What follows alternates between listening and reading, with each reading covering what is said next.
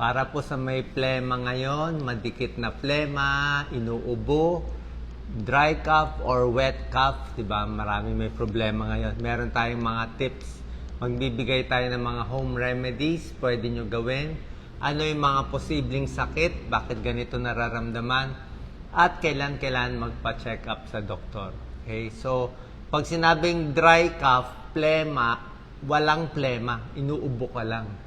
Pero pag wet cough, maraming plema ang lumalabas. So, pag dry cough, parang makati lang dito, sensitive yung throat, walang lumalabas na plema, parang ganun ka lang ng ganun. Cough suppressant ang binibigay. Iba ang dahilan nito. Pag wet cough, productive, matunog ang plema, dito sa baga, minsan nahihirapan ka huminga, chest tightness, kasi dito nanggagaling yung plema. At minsan humuhuni pa. Kailangan dito pampaluwag ng plema. Okay, ito po yung possibility. Pakita natin, Doc Lisa, important to. Pag dry cough, yan. Ang dry cough, inuubo ka lang, maraming cause yan. Yung iba, ninenervyos lang, dry cough. Yung mga may heartburn, may GERD, pwedeng acidic.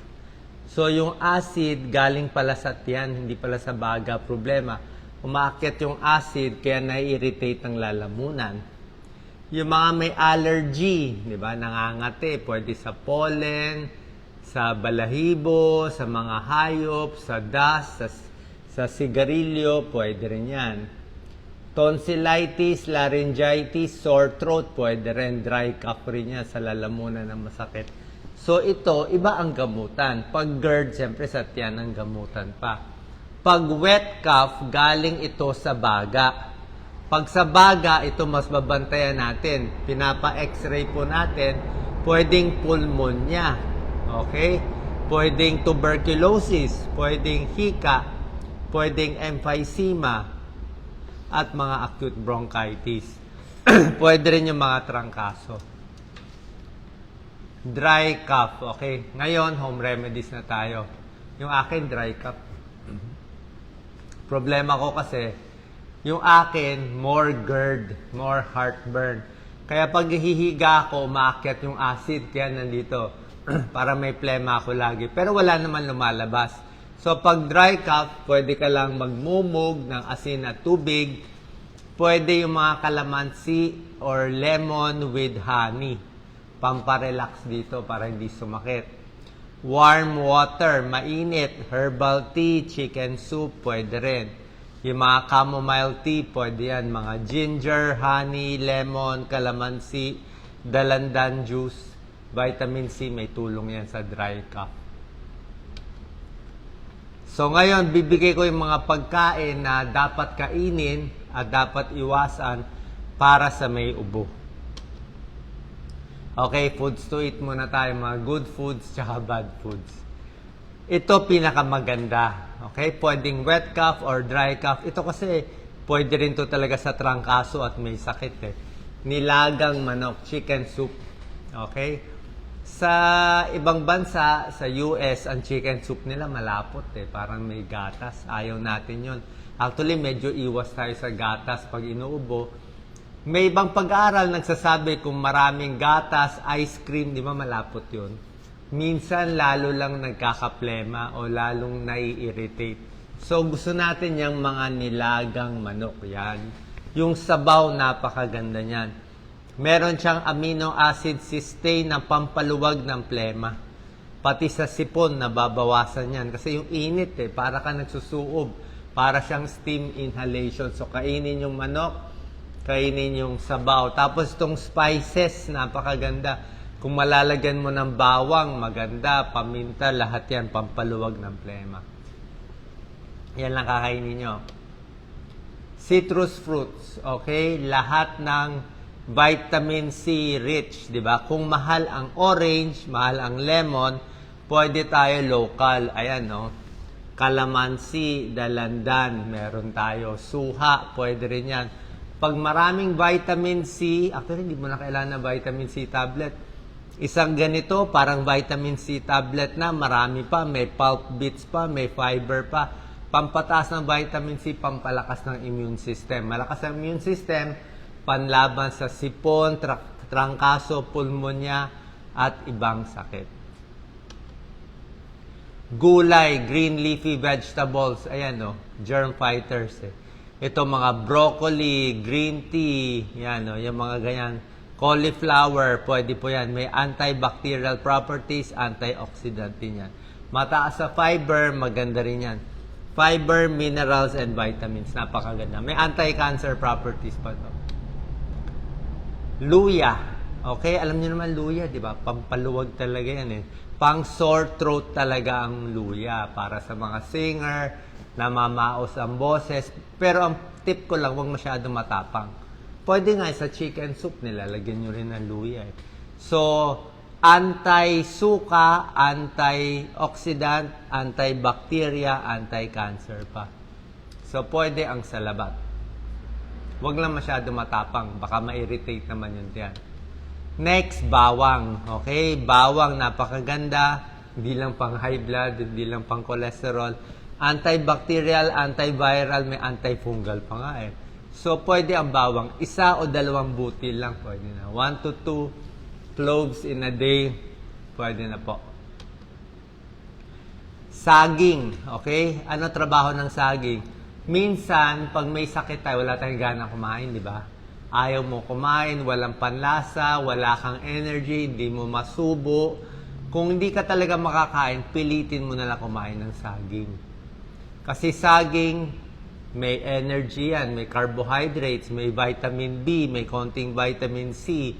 Maganda rin to sa ulcer, pangtapal sa ulcer. So, laban din to sa gutom. Parang vitamins, 2, 3, hanggang 4 na saging, walang problema. Saba, lakatan, latundan, lahat po pwede. Okay? Green leafy vegetables, mga kangkong, mga talbos natin, sari-sari, protects the cell from inflammation. Yan. Maraming vitamins, minerals, maraming vitamin B, maraming fiber, maganda sa tiyan, maganda sa baga. Buko. Pwedeng buko. Diba, syempre, nangihina ka, imbis na mag-sports drink ka, o kung ano-ano pa, buko pwede. Diba?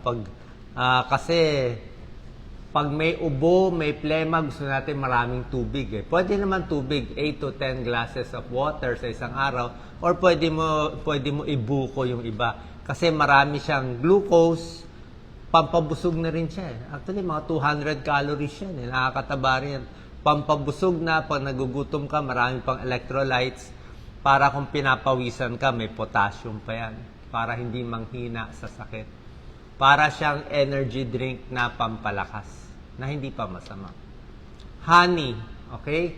Sinahalo, tulad na sinabi ko, calamansi with honey, lemon with honey, iniinom, mas mainit, may antibacterial, antimicrobial properties. Diba? Panlaban sa infection ang honey. Hot and spicy, actually yung mga spices na sinabi ko, pwede na yon.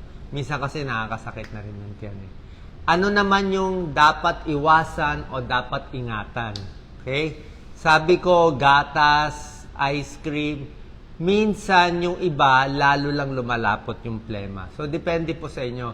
Like, minsan nakaka-irritate din kasi dito. Kahit chocolate, nakaka-irritate. Parang madikit eh. Madikit, lalo ka maubo. Diba? Malapot na nga dito sa lalamunan, tapos malapot pa to. So, nasa sa inyo. Siyempre, kape, iwas muna, nakaka-dehydrate, ihi ka ng ihi. Alak, bawal, siyempre, may sakit ka na, ihi ka lalo ng ihi. Eh, pag na-dehydrate ka, hindi makakalabas yung plema, lalong didikit, lalong kakapit yung plema sa lalamunan at sa baga. Fried food, siyempre, prito, di ba? Mas maraming plema maproproduce kung puro prito at more inflammation. Sugar, syempre hindi to time na puro matatamis, di ba? Diabetes, kalaban natin. Maraming tubig, 8 to 10 glasses of water. Kung may lagnat, mas marami pa.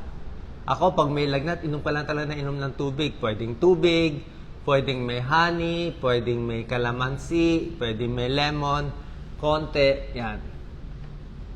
para malabas yung plema, bumaba yung lagnat, para hindi masira kidneys. Marami pang paraan pag may plema. Tinuturo ko kay Doc Lisa lagi yung chest clapping, di ba? Tina-chest clapping natin. Kung wet ang cough mo, may plema, ganito chest clapping dito.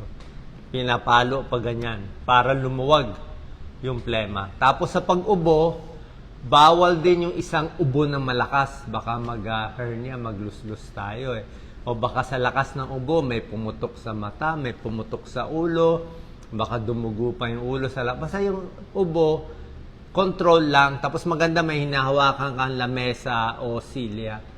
Tapos medyo nakapigil. Ako pinipigil ko dito sa singit eh. Kasi dapat nakaganon. Minsan yung tiyan natin baka biglang magluslus eh. So pag inubo parang ganun lang. Huwag yung isang ubo na sobra lakas, baka dumugo. Yung tatlong ubo, pwede yun. Tatlo yun eh. Half puff technique eh. Hindi agad-agad isa. Tapos hinga mo na malalim. Pag umuubo, dapat nakaupo eh. Pag nakahiga, kahit ang ubo mo, nakahiga, hindi lalabas ang plema. So, dapat nakaupo, mas lumalabas. So, steam inhalation, kung mainit kasi baka mapaso, yung iba suob, pwede rin naman. Or yung iba sa sabaw, mainit na sabaw, yun na yun eh. O hot water, habang iniinom mo, pwede na rin yun eh. Diba? Steam na rin yun, o naliligo, o sa banyo, diba? Yung steam, yung init ng shower, hot shower, pwede rin. Warm water, honey, and citrus fruits, lemon, calamansi, tulad ng sinabi ko, pampaluwag. Locally, syempre meron tayong lagundi. Kung makakahanap kayo ng lagundi na halaman, pinag-aralan to ng Department of Health para talaga sa ubo, sa lagnat, sa plema, yan. Pwede rin yung ginagawa. So, yung leaves, nilalagay sa 2 basong tubig, pinapakuluan, tapos ini-strain. Pero meron din mga lagundi tablet, syrup na binibenta. Nasa sa inyo po. Okay? So, sana po nakatulong tong tips natin para sa ubo. So, pag tuloy-tuloy yung ubo, isipin mo, baka hika na yan, baka acid reflux o ibang problema. So, yung tuloy-tuloy na matagalan 1 to 2 weeks. Pag bata, last tip, kailan papacheck sa doktor kung talagang matindi yung ubo. Kung may lagnat 3 araw. O ito, whooping cough. Pag nakarinig ka ng whoop, o nakita mo, nag-iiba na yung mukha, nangingitim, o buong gabi, hindi makatulog. Kasi minsan, tulad na sinabi ko, pag wet cough na, may plema, baka kailangan ng antibiotics. So, papacheck tayo sa doktor kung bibigyan kayo ng antibiotics para mas puksain yung mga bakterya at mikrobyo. Salamat po.